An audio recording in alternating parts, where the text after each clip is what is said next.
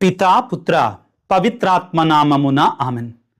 క్రీస్తునాథుని యందు మిక్కిలి ప్రియ సహోదరి సహోదరులారా, తన తోటి ఖైదీ కొరకై తన ప్రాణాన్ని దారపోసినటువంటి గురువు, గొప్ప పునీతుడైన పునీత మ్యాక్సిమిలియన్ కోల్బే గారి యొక్క పండగ వాక్య పరిచర్యకి మిమ్మందరినీ ప్రేమతో ఆహ్వానిస్తున్నాను.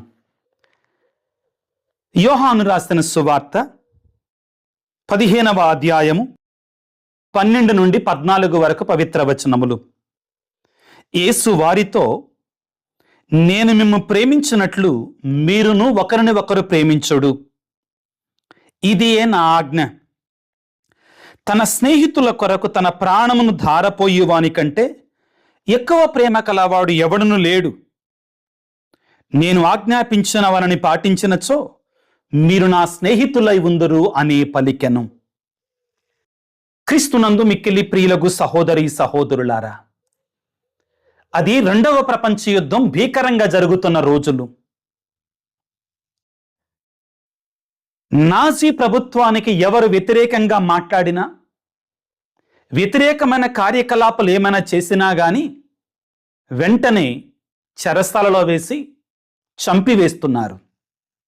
ముఖ్యంగా యూదులు అనే మాట వినపడితే చాలు హిట్లర్ అగ్గి మీద గుగ్గిలమవుతున్నాడు.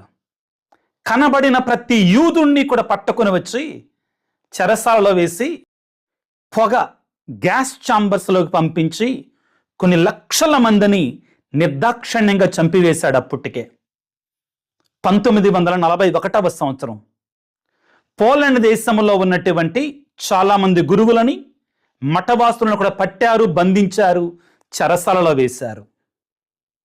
ఒక రోజున ఒక చెరసాల నుంచి ఒక ఖైదీ పారిపోవటానికి ప్రయత్నం చేశాడు.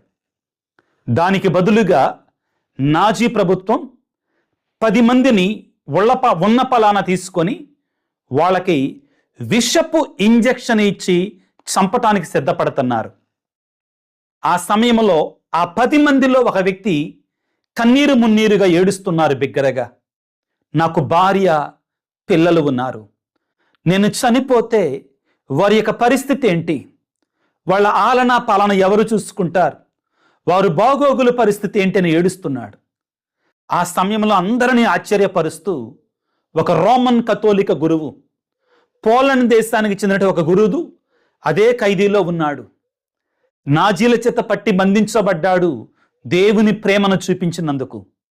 ఆ వ్యక్తి ముందుకు వచ్చి, ఆ గురువు, ఆ ఫాదర్ గారు ముందుకు వచ్చి అతని కుటుంబం ఉందంటున్నాడు, నేను యేసుకు చెందినటువంటి వాణ్ణి, ఆయన స్థానములో నేను చనిపోవటానికి మీకు అభ్యంతరం లేకపోతే నా ప్రాణాలు నా సహోదరుని కోసం నేను త్యాగం చేయటానికి సిద్ధంగా ఉన్నాను అన్నారు.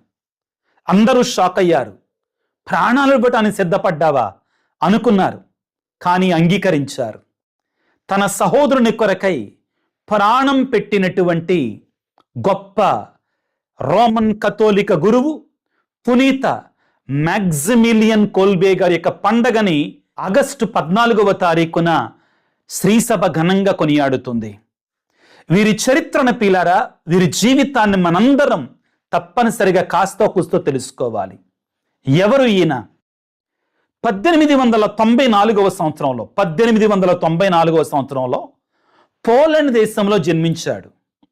చిన్ననాటి నుండి కూడా ఫ్రాన్సిస్కన్ గురువులు, ఫ్రాన్సిస్ వారి సభ గురువులంటే చాలా ఇష్టం వీరికి. వయసు రాగానే సెమినరీలో చేరారు. రోమ్ నగరం వెళ్ళి అక్కడ ఆయన చక్కగా చదువుకున్నారు. అక్కడ ఉన్నప్పుడు ఆయన మిలీషియా ఇమాకులాతా అంటే మరియ తల్లి నిర్మల హృదయ సైన్యం అనేటువంటి ఒక ఆధ్యాత్మిక ఒక చిన్న గ్రూపును తయారు చేశాడు బెదరగా ఉన్నప్పుడే. ఆ తర్వాత వారు 1918వ సంవత్సరంలో గురువుగా అభిషేకించబడి వారి దేశానికి వచ్చారు. అక్కడికి వచ్చిన తర్వాత మరియ తల్లి మీద తనకున్న భక్తితోటి వారి సభ గురువులని, ఎంతోమంది సామాన్య గృహస్థ క్రైస్తవులను చేరదీసి మరియమాత పట్ల తనకున్న భక్తిని మరియ నిర్మల హృదయ సైన్యం అనేటువంటి ఒక పయస్ అసోసియేషన్ ద్వారా, మరిదల సభ్యులు అంటారు కదా, అలాగని ఒక పైస్ అసోసియేషన్ ద్వారా చాలా గొప్పగా దేవుని యొక్క సువార్తని బోధించటం ప్రారంభించాడు. ఆ కాలంలో ప్రియులారా, ఇంకా రేడియో కూడా సరిగా రాని కాలంలో ఆయన రేడియో ద్వారా ప్రసంగాలు చెప్పటం ప్రారంభించాడంటండి. ప్రింటింగ్ ప్రెస్ ద్వారా దేవుని సువార్తను ప్రకటించటం ప్రారంభించారు. వారు చివరికి ప్రియులారా 1938వ సంవత్సరంలో జపాన్ దేశానికి ఒక సువార్తికుడిగా వెళ్ళారు.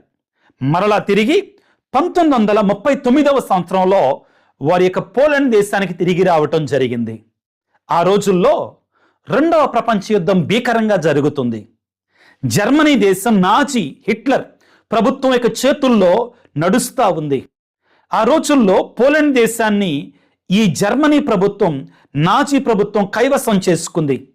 అయితే అదే రోజుల్లో హిట్లర్ ప్రభుత్వం ప్రియులారా, యూదుడు అనే మాట వినపడితే చాలు, యూదులు అనేటువంటి మాట వినపడితే చాలు, వాళ్ళని పట్టుకోవటం, బంధించటం, తీసుకొని వచ్చి విషవాయువులు ఉన్నట్టు గ్యాస్ ఛాంబర్స్లోని పంపించి కొన్ని లక్షల మందిని చంపివేశారు నిర్దాక్షిణ్యంగా. పిల్లవాళ్ళని లేదు, పెద్దవాళ్ళని లేదు, ఆడ అని లేదు, మగ అని లేదు, నిర్దాక్షిణ్యంగా కర్కశ హృదయంతో చంపివేస్తున్నారు. ఏం లేదు, గ్యాస్ ఛాంబర్లో పంపించటం, ఆ విషవాయువు ఉన్నటువంటి దానిలో పంపించేయటం, తలుపులు వేసేయటం, చంపేయటం, శవాలు తీసుకెళ్ళి కాల్చేయటం, ఇలా జరుగుతుంది.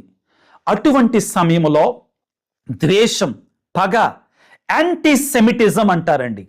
యూదులంటే ఎక్కడ కనపడితే అక్కడ చంపుతున్నటువంటి ద్వేషం, పగ నిండినటువంటి ఆ రోజుల్లో పునీత మ్యాక్సిమిలియన్ కోల్బే గారు, ఫాదర్ గారు, ఫ్రాన్సిస్కన్ గురువు ఈ యూదులని కొంతమందిని కాపాడాలని చూశారు.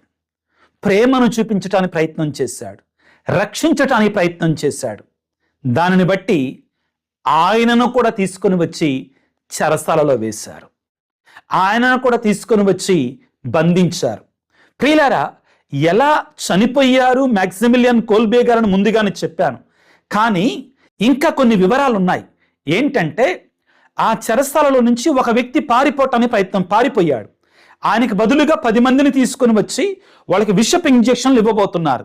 వాళ్ళల్లో ఒక వ్యక్తి ఏం చేశాడంటే, నాకు భార్యా పిల్లలు ఉన్నాయని ఆయన కన్నీరు మున్నీరుగా ఏడ్చాడు.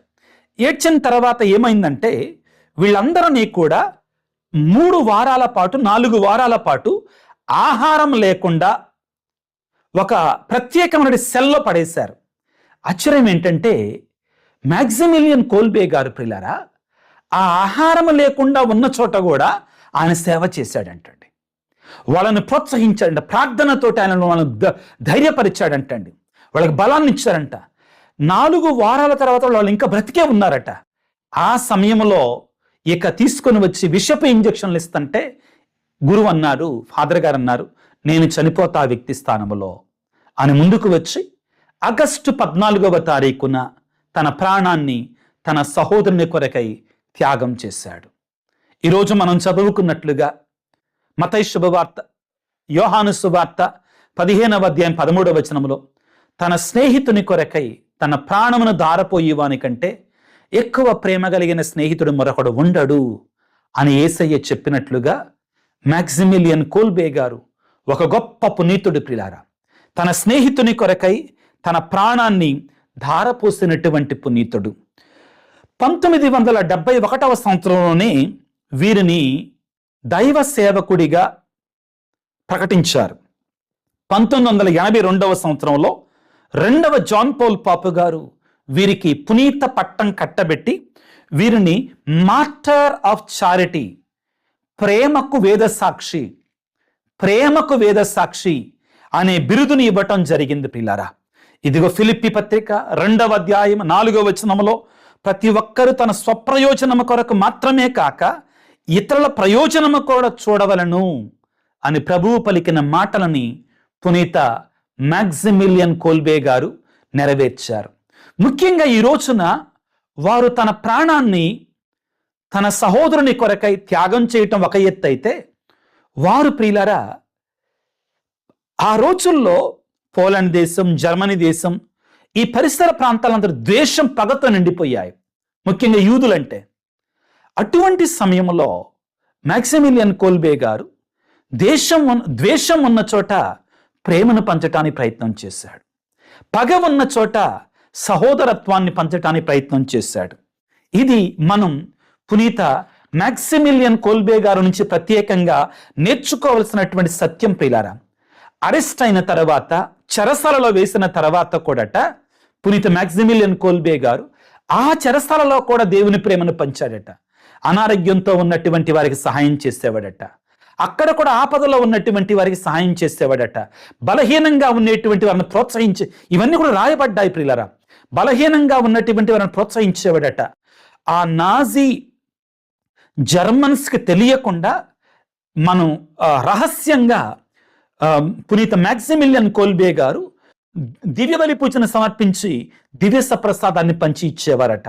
మరియ తల్లి ఎడల భక్తిని ఆ చెరసలలో కూడా పెంచి, ఆ మరియ తల్లి మీద ఆధారపడి ఆ తల్లి మధ్యస్థ ప్రార్థనని వేడుకునేటట్లుగా చేసేవారట. ప్రియులకు దేవుని బిడ్డలారా, రోమా పౌరులకు రాసినటువంటి లేఖలో పౌలు గారు అంటున్నారు, 12వ అధ్యాయం 21వ వచనంలో, ప్రియులారా, చెడు చేత జయింపబడక మంచి చేత జయించుడు అంటున్నారు. ఒకవైపున నాజీ ప్రభుత్వము, రెండవ ప్రపంచ యుద్ధం, హిట్లర్ అనేటువంటి వాళ్ళు ద్వేషాన్ని, పగని పెంచి పోషిస్తున్నారు. ద్వేషం, పగతో దొరికినటువంటి వాడిని దొరికినట్టుగా చంపివేస్తున్నారు.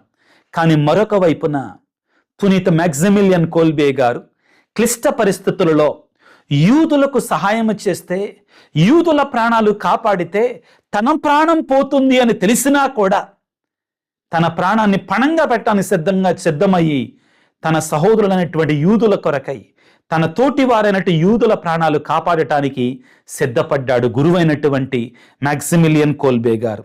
మత్తయి శుభవార్త 4వ అధ్యాయం 5వ అధ్యాయం 44వ వచనంలో, మీ శత్రువులను ప్రేమించండి, మిమ్మల్ని హింసించు వారి కొరకే ప్రార్థించండి. మ్యాక్సిమిలియన్ కోల్బే గారు చేసినటువంటి గొప్ప కార్యం ఇదే. ఆనాడు హింసిస్తున్న నాజీల కొరకే ప్రార్థన చేశాడు. వారి కొరకే దివ్య బలి పూజని సమర్పించాడు. పిల్లారా, ఆధునిక ప్రపంచంలో మనం చూస్తే నేను, నా కుటుంబం, నా స్వార్థం, నేను, సెల్ఫీ అంటే నన్ను నేను తీసుకోవటం, నా ప్రయోజనం, నా స్వలాభం, దీనికోసం ఎదుటివాడిని ఏమైనా చేయటానికి సిద్ధంగా ఉన్నటువంటి ఈ లోకంలో ప్రియులారా, తనను తాను మరిచిపోయినటువంటి గొప్ప పునీతుడు, తన ప్రాణాన్ని వేరే వాని కొరకే అర్పించినటువంటి గొప్ప పునీతుడు ప్రియులకు దేవుడు. మార్కు సువార్త 12వ అధ్యాయం 31వ వచనంలో, నీ పొరుగు వారిని నీవలే ప్రేమించమన్నట్లుగా పునీత మ్యాక్సిమిలియన్ కోల్బే గారు ప్రియులారా తన పొరుగు వారిని తనకంటే ఎక్కువగా ప్రేమించాడు. తన గురువు, బోధకుడు, ప్రభువు, రక్షకుడు అనేటువంటి యేసయ్య మార్గాన్ని అనుసరించాడు. ప్రియులారా, ఈ రోజున మేబీ నాకు బోధించటం అంత సులభమేమో, కానీ నా పొరుగువాడు చనిపోతుంటే అతని స్థానంలో నేను చనిపోతా, అతని స్థానం నన్ను చంపి అతను విడిచిపెట్టడని చెప్పటం అంత సులభం కాదండి, అంత సామాన్యమైన విషయం కాదండి. అది మ్యాక్సిమిలియన్ కోల్బే గారు చేశారంటే అది నిజంగా ఆయన గొప్ప పునీతుడు. ప్రియులకు దేవుని బిడ్డలారా, ఇదిగో చెరసాలలో ఉన్నప్పుడు ఆయన మనందరికీ నేర్పించేది ఏంటంటే, గురువు యొక్క బాధ్యత ఒక దివ్యబలి పూజను చేసి పీఠం దగ్గర ఒక బలి పూజను అర్పిస్తే అయిపోలేదు. గురువు యొక్క బాధ్యత తాను కష్టాల్లో ఉండి కూడా ఇతరులకు సేవ చేయగలగాలి. తాను బలహీనుడైనా కానీ బలహీనులను ప్రోత్సహించాలి. వూండెడ్ హీలర్ అనే పుస్తకాన్ని, వూండెడ్ హీలర్, గాయపడిన వైద్యుడు అనే పుస్తకాన్ని హెన్రీ జేఎం నోవెన్ అనేటువంటి గొప్ప వ్యక్తి రాశాడు. దాంట్లో ఏమని చెప్తాడంటే, యేసు ప్రభు గాయపడిన వైద్యుడు అంటండి. ఆయన గాయాల చేత మనను స్వస్థపరిచాడు, ఆయన పొందిన దెబ్బల చేత మనకి విముక్తినిచ్చాడు, ఆయన రక్తము చేత మనం కడిగాడు, ఆయన చనిపోతూ మనకి రక్షణ భాగ్యాన్ని ప్రసాదించాడు. మ్యాక్సిమిలియన్ కోల్బే గారు కూడా చేసింది అదే. ఆయన చెరసాలలో ఉండి కూడా, ఆయన బాధలను అనుభవిస్తూ కూడా ఆయన కృంగిపోలా, ఆయన కృషించిపోలా. ఒక గురువుగా, ఒక అభిషిక్తునిగా తన బాధ్యతని చెరసాలలో కూడా నెరవేర్చాడు. నిరుత్సాహపడినటువంటి వానికి, బాధలలో ఉన్నటువంటి వారిని ప్రోత్సాహాన్ని ఇచ్చాడు. లూకా సువార్త 4వ అధ్యాయంలో 16 నుంచి 20 వచనాల్లో ప్రభు అంటాడు కదా, ఇదిగో ప్రభు ఆత్మ నాపై ఉన్నది, పేదలకు సువార్తను బోధించుటకై, కృంగినటువంటి వారికి ఉత్సాహము కలిగించుటకై ఆయన నన్ను అభిషేకించను. బానిసలు చెరసలలో ఉన్నటువంటి వారిని విడుదల ప్రసాదించుటకై ఆయన నన్ను అభిషేకించను. ఇదిగో అదేవిధంగా మరి ప్రభుహిత సంవత్సరాన్ని ప్రకటించుట కొరకై ఆయన నన్ను అభిషేకించిన ప్రభు పలుకుతాడు కదా. పునీత మ్యాక్సిమిలియన్ కోల్బే గారు పిల్లారా, ఈ ఆధునిక ప్రపంచానికి క్రీస్తు లాంటి వాడండి. తన ప్రాణాన్ని ధారపోసినటువంటి వాడు. ప్రియులకు దేవుని బిడ్డలారా, మార్కు సువార్త 10వ అధ్యాయం 45వ వచనంలో యేసుప్రభు అంటాడు, మనుష్య కుమారుడు పరిచర్య చేయించుకొనుటకు రాలేదు, చేయటానికి వచ్చాడు, సేవకుడిగా ఉండటానికి వచ్చాడంటారు. కోల్బే గారు అదే చేశారు పిల్లలు. సేవ చేశాడు, చనిపోయే వరకు కూడా సేవ చేస్తూనే ఉన్నాడు. చివరిగా యోహాను సువార్త 10వ అధ్యాయము 11వ వచనంలో ప్రభు ఏమంటారు, నేను మంచి కాపరిని, మంచి కాపరి తన గొర్రెల కొరకే తన ప్రాణమును ధారపోయును అంటారు. నేను మంచి కాపరిని, మంచి కాపరి తన గొర్రెల కొరకై తన ప్రాణమును ధారపోయును అంటాడు. పునీత మ్యాక్సిమిలియన్ కోల్బే గారు కూడా తన గురువు, ప్రభువు, రక్షకుడు, బోధకుడైనటువంటి యేసు ప్రభు యొక్క ఆదర్శాన్ని అనుసరించినటువంటి మంచి కాపరి, గొప్ప కాపరి. తన ప్రాణాన్ని తన సోదరుని కొరకై, తన సోదరుని కుటుంబం కొరకై, ఆయన ముక్కుముఖం అనేది లేదండి, వాళ్ళ కొరకై త్యాగం చేశాడు. ప్రియులకు దేవుని బిడ్డలారా, ఈ రోజుల్లో ఈ ఆధునిక ప్రపంచానికి, మనందరికీ కూడా, క్రైస్తవులకి పునీత మ్యాక్సిమిలియన్ కోల్బే గారు ఇచ్చే సందేశం ఏంటంటే, లోకం ఆల్రెడీ ద్వేషంతో నిండిపోయింది, పగలతో నిండిపోయింది. సవాళ్ళు, ప్రతి సవాళ్ళు, ఒకటంటే 100 అనటం, 100 అంటే 1000 అంటాం. నువ్వు నన్ను చెరసాలలో వేస్తా, నేను నిన్ను చెరసాలలో వేస్తా, రాజకీయాలు, ఇవన్నీ కూడా బయట ప్రపంచంలో ఉంటున్నాయి. ఒక క్రైస్తవుడిగా నువ్వు క్షమాపణ చూపించగలవా? క్షమాపణ లేకుండా, మన్నింపు లేకుండా నేను క్రైస్తవుణ్ణి అని చెప్పుకునే అర్హత మనకు లేదండి. ఎక్కడో ఒక చోట మన్నింపు ఉండాలి. ఒక వ్యక్తిగా నేను క్రైస్తవుణ్ణి అని చెప్పుకుంటా ఎప్పుడు కూడా పగనే ప్రోత్సహిస్తున్నాను అనుకో, ద్వేషాన్ని ప్రోత్సహిస్తున్నాను అనుకో, క్రైస్తవుడు కావు. మ్యాక్సిమిలియన్ కోల్బే గారు మనకిచ్చే సందేశం ఇదే. నేను కూడా ఆ పగ, ద్వేషం విరజిమ్మేటువంటి ఆ గుంపుల్లోనూ నేను కూడా చేరాను అనుకోండి, లేదండి. We can never be the disciples of Jesus. మనం యేసు యొక్క శిష్యులుగా ఉండలేరమండి. ఆయన అంటాడు, ప్రభువా ప్రభువా అంటాం కాదు, నా తండ్రి చిత్తాన్ని నెరవేర్చినటువంటి వారే పరలోక రాజ్యాన్ని ప్రవేశిస్తారు. నేను క్రైస్తవునని చెప్పుకుంటూ ఒకవైపున పగా ద్వేషంతో, ఇంకా పగా ద్వేషాన్ని నేను రెచ్చగొట్టడం, నేను కూడా అందులోనే జీవించటం, లేకపోతే నన్ను ఎవరైనా ఏదైనా చిన్న మాట అంటే చాలు, ఏదో ఒకటి పొరపాటున అంటే చాలు, అగ్గి మీద గుగ్గిలం కావటం, ఇవి సరిపడవు అని పునీత మ్యాక్సిమిలియన్ కోల్బే గారు మనకి ఈ రోజున గొప్ప పాఠాన్ని నేర్పిస్తున్నారు. ఆయన యూదులో కాపాడటం ఒక ఎత్తు అయితే, మరోవైపున తను హింసిస్తున్నటువంటి నాజీ వారి కొరకు కూడా ప్రార్థన చేశాడు. వారి కొరకే దివ్యబలి పూజలు చేశాడు. వారి కొరకే జపమాలలు జపించాడు. ముఖ్యంగా మరియ తల్లి ఎడల అపారమైన భక్తి ఉన్నటువంటి వాడు పునీత మ్యాక్సిమిలియన్ కోల్బే గారు. ఆగస్టు 15వ తారీఖున భారతదేశం అంతా కూడా స్వతంత్ర దినోత్సవాన్ని, క్రైస్తవ కథోలికులందరూ కూడా మరియ తల్లి మోక్షారోపణ మహోత్సవాన్ని కొనియాడటానికి ఒక్కరోజు ముందు మ్యాక్సిమిలియన్ కోల్బే గారి యొక్క పండగను చేసుకుంటున్నాం. ఆయన మనకు చూపించినట్టు బాటలో మనం కూడా నడవాలి. ఆ పునీతుడు చూపించిన బాటలో ఆయన వల్లే మనము కూడా క్షమాపణ కలిగి, మన్నింపు కలిగి, శత్రువుల కొరకే ప్రార్థన చేసే గొప్ప గుండెని, హృదయాన్ని మనకు దయచేయమని, తండ్రి ఒకవేళ నాకు ఆ శక్తి లేకపోతే, నాకు ఆ ఆధ్యాత్మిక బలం లేకపోతే, నాకు ఆ బలాన్ని ఇవ్వయ్యా అని ప్రార్థన చేసుకుందాం. అదేవిధంగా ద్వేషం ఉన్న చోట ప్రేమను పంచటానికి, పగ ఉన్న చోట క్షమాపణ ఇవ్వడానికి, ఒక మంచి క్రైస్తవుడిగా మారడానికి నాకు సహాయం చేయమని వేడుకుందాం. ఎక్కడికో వెళ్ళకండి అండి.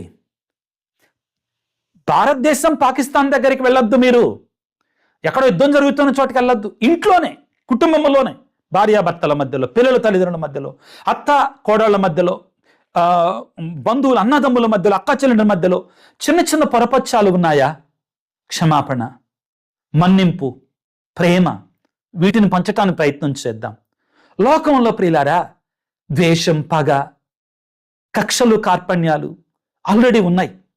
మనం ఇంకా దానికి పెట్రోల్ పోయినక్కర్లా, మనం ఇంకా దానికి కిరోసిన్ పోసి ఇంకా పెంచనక్కర్లా. ప్రభువు కోరుకునేది ఏంటంటే కొంచెం నీ వైపు నుంచి నువ్వు క్షమాపణ, మన్నింపు, పోనీలే ఎవరి పాపం వాళ్ళు చూసుకుంటారు, దేవుడు చూసుకుంటాడు అని మనం కొద్దిగా ప్రేమతో ఉండగలిగితే నిజంగానే మనం కూడా పునీత మ్యాక్సిమిలియన్ కోల్బే గారి వలె దేవునికి నిజమైనటువంటి శిష్యులుగా మారతాం బిడ్డలారా. అటువంటి గొప్ప హృదయాన్ని, మంచి మనసుని మనకు దయచేసి మనం తలలో వంచి ప్రార్థన చేసుకుందాం.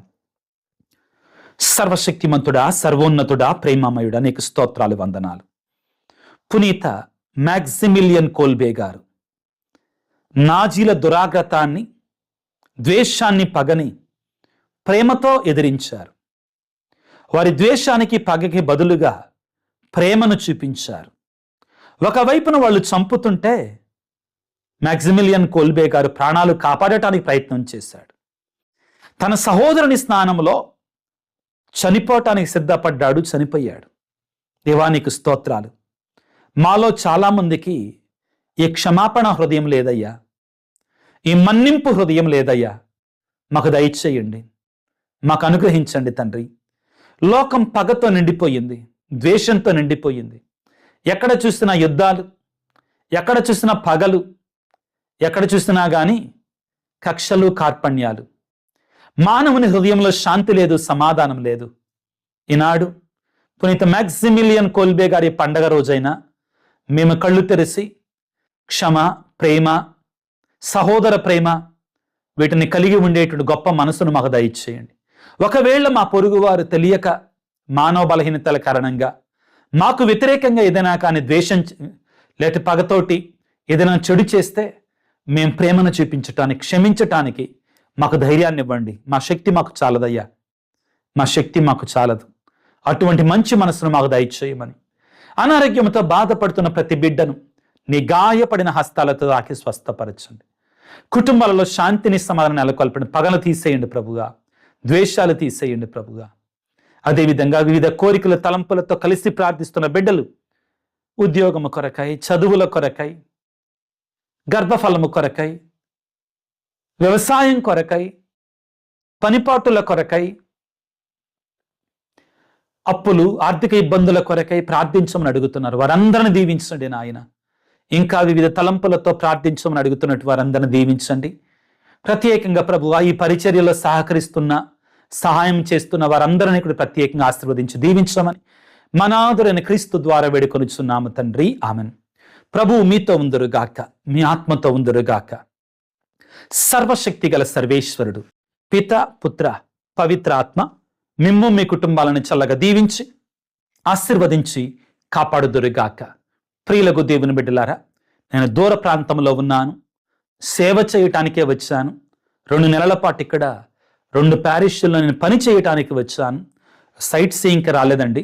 కానీ నా బాధ్యత నేను మరవకుండా మీ అందరికీ దేవుని యొక్క వాక్యాన్ని బోధిస్తున్నాను. కాబట్టి ఈ పరిచయలో మీరు కూడా పాలు పంచుకోనండి. 10 మందికి ఈ వాక్యాన్ని షేర్ చేసి, ఒక మెసేజ్ ఉంచి, ఒక లైక్ కొట్టి, ఒకసారి హైప్ చేసి ఈ పరిచర్యలో మీరు కూడా భాగస్థులు కావటానికి ప్రయత్నం చేయండి. అన్నిటికంటే ముఖ్యంగా నేను మీకోసం ప్రార్థన చేస్తున్నాను. నేను ఎక్కడికి వెళ్ళినా కానీ నిజంగా చెప్తున్నాను. అదేవిధంగా మీరు కూడా నా కొరకే ప్రార్థన చేయండి. ఒకరి కోసం ఒకరు ప్రార్థన చేసుకుంటూ దేవునిలో ఆత్మీయంగా బలపడటానికి ప్రయత్నం చేద్దాం. God bless you. దేవుడు మిమ్ము దీవించుగాక. ఆమెన్.